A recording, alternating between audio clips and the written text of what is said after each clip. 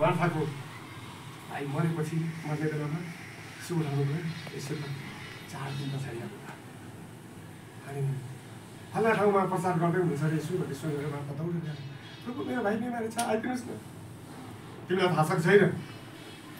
मलाई विश्वास गर्ने मान्छे मऱ्यो भने जीवित हुन्छ भनेर हो प्रभु मलाई थाहा छ मैले सुनेको छु रात दिन तपाईँको वचन सुनेको छु मलाई विश्वास छ तपाईँमा विश्वास गर्ने मान्छे मऱ्यो भने पनि जीवित हुन्छ भनेर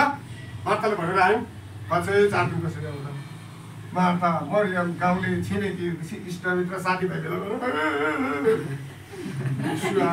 आउँदाखेरि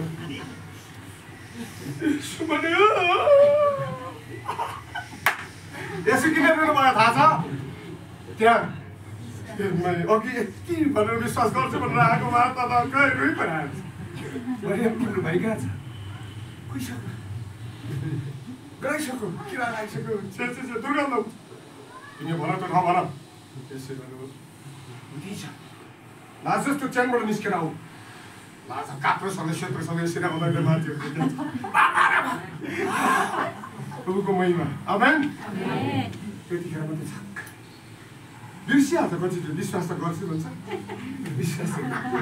तर विश्वास चाहिँ केले बाँचेको हुन्छ मान्छे थाहा छ डक्टरहरूले एक दिन एउटा देशमा यस्तो क्रिमिनल फाल्दो आतङ्कवादी हत्यारा त्यसलाई जीवित पक्रेर ल्याउँदैन सरकारले करोड रुपियाँको चिन्हमा अनि सारा मानिसहरू बलियो बलियो मानिसहरू लागेर त्यसलाई जीवित पक्रेर ल्याएर पैसाको लागि सरकार हामीले पक्रेर ल्याउँ हाम्रो इनाम दियो अब यसलाई लगेर फाँसी लगाऊ झुन्डाऊ सरकारले बुझ्यो अनि डक्टरहरू मेडिकलको डिपार्टमेन्टहरू गएर हजुर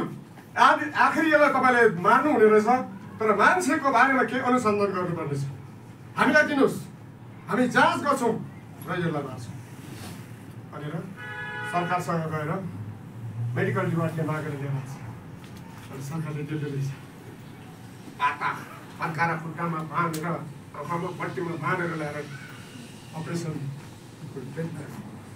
त्यो बलियो मान्छे 15-20 जना बङ्ग लगाउने त्यस्तो डरलाग्दो मान्छेको बाँधेको छ अनि डक्टरहरू भेला भए नर्सहरू भेला भए डक्टरहरू भेट्छ डक्टरहरू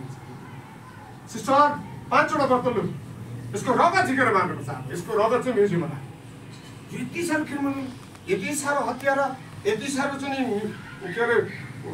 निर्दोही मान्छे यसको रगत चाहिँ राख्नुपर्छ रगत झिकेर मार्नुपर्छ हस् डक्टर अनि बताउँछ यसको कानमा ल्याएर 5वटा ल्याए डक्टर अब यसको इन्जेक्सन ल्याऊ यसको रगत झिक्नुपर्छ भनेर ल्याएर सबै इन्जेक्सन ल रगत थाप भनेर अब रगत चाहिँ एउटा सानो कृतिबाट यसको कानले आवाज दिएको छ रगत हालेर आमा कस्तो आवाज गरेर छ डक्टर साहब रगत त्यस्तो स्पिड आयो एक बोतल भयो तर आएको अर्को बोतल छिटो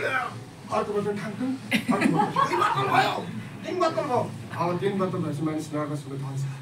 लगभग 4 बोतलभित्रमा चाहिँ मान्छे होस भइसकेको हुन्छ 5 बोतल सकिने बेलामा चाहिँ 3 बोतल डक्टर के भयो अब लगभग त्यसको होस गइसक्यो अब अर्को 4 बोतल त्यो भित्र आउँदा आउँदै मान्छे भइसक्छ डक्टर थोरै एकदम घटिसक्यो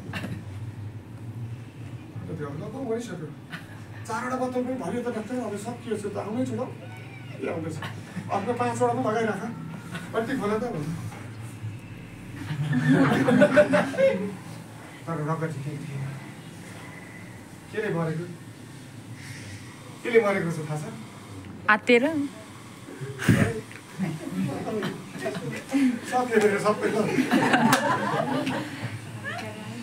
केले विश्वास मर्यो हालेलुया कहिले बेला हाम्रो जीवन यसरी विश्वास मरेर यस्तो पोखरी बन्छ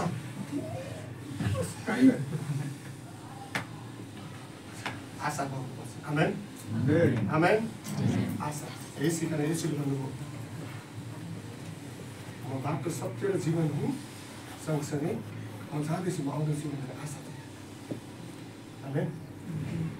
तपाईँ आशा गर्नुहोस् हाम्रो परमेश्वरले धेरै आशा बढाउनु भएको छ संसारले जस्तो होइन यसकारण मानिस चाहिँ विश्वासले तपाईँ जति गहिरो विश्वास गर्नुहुन्छ त्यति तपाईँ प्रचलित हुनुहुन्छ त्यति तपाईँ फलवन्त हुनुहुन्छ। प्रभुले तपाईँलाई ताजा बनाउनुहुन्छ। सबैले वाह आमेन। ल परमेश्वरको वचनलाई बाहिर राख्छु। यो एउटा वाह ताली लाउनु मन लाग्यो यहाँहरूलाई मजाले ध्यानसँग सुनिदिनु भएको लागि एकचोटि हामी सबैजना 1 2 3 भन्नेछु यहाँहरूले परमेश्वरलाई वाह भन्नेछु है। ल 1 2 3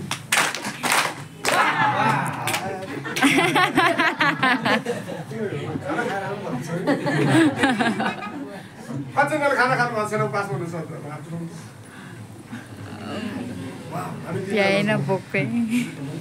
अरू जति खाना आउने है त 1 2 3